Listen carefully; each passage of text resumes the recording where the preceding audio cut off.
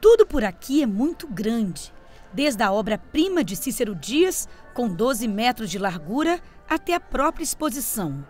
É a maior que o Museu de Arte do Rio Mar já produziu desde a sua abertura, em março de 2013. Trata-se de Pernambuco Experimental. Mostra que reúne 458 trabalhos e ocupa 2 andares do prédio instalado na Praça Mauá, no centro do Rio de Janeiro, para destacar o estado de Pernambuco no modernismo. A produção de Pernambuco deriva fortemente do período holandês, ainda séculos antes da Semana de 22, e vai com muita efervescência até o século XX, e nos anos 10 e anos 20 é uma profunda produção. A gente continua hoje, por exemplo, desconhecendo outras partes da produção de Pernambuco, continua desconhecendo o Rio Grande do Sul, continua desconhecendo a Amazônia, e não é uma exposição ou 2 que vai mudar esse processo, mas um esforço continuado que é preciso ter nacionalmente, com pesquisas, universidades, exposições, coleções, e acho que é uma complexidade de razões que gera circunstâncias de conhecimento por um lado e desconhecimento por outro, que não tem um ponto fixo de origem, de causa e nem de solução, né? Acho que a exposição é mais um passo na democratização das formas de geração de conhecimento, de acesso, de produção de informação no Brasil.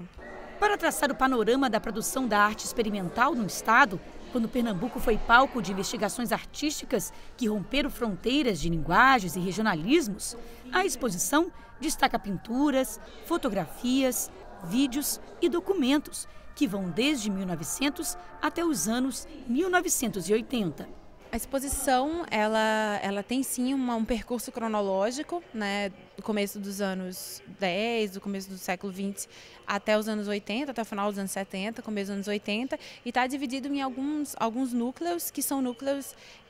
temáticos que discutem ou épocas específicas ou algumas questões de linguagem, por exemplo, a ideia do gesto, do signo, que atravessam períodos diversos. Então ela é dividida em 15 núcleos, que tematicamente se entrecruzam, se tocam, se tangenciam, e muitos desses núcleos são unicamente cronológicos, como, por exemplo, um núcleo dedicado ao princípio do século XX, já outros são núcleos temáticos que articulam obras de épocas diversas em torno de um determinado tema. Pernambuco Experimental destaca também o regionalismo e a relação do estado de arte tão potente com a tradição já no início do século XX. O regionalismo surge com um pensamento bastante radical para a época, que é um pensamento que faz olhar para o contexto, faz olhar para as especificidades, para a singularidade de uma região e não acreditar que o mundo é homogêneo, igual, através das diversas fronteiras. Acho que esse tipo de pensamento é um pensamento extremamente importante e contemporâneo, que vai muito além da ideia de regionalismo. É um pensamento contextual que olha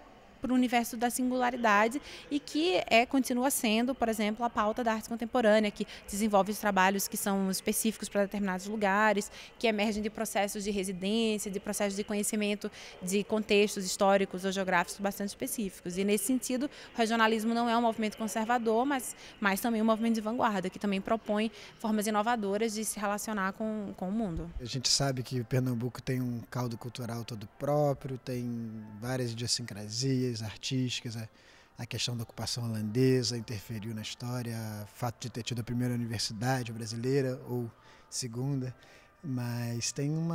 é um dos estados brasileiros que tem o maior orgulho da sua própria produção cultural,